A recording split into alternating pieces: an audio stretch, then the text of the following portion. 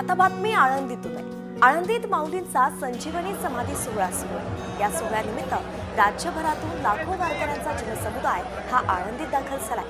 सोहळ्याच्या पार्श्वभूमीवरती माऊलींची आळंदी नगरी विद्युत रोषणाईनं लखलखीत झाली आहे. सोहळ्यानिमित्त इंद्रायणी घाट, संजीवनी समाधी मंदिर या परिसरातून पालखी रथाची प्रदक्षिणाही घालण्यात आली आणि या सोहळ्याची ड्रोन कॅमेऱ्यातून टिपलेली ही खास दृश्य आहेत साम टीव्हीच्या प्रेक्षकांसाठी.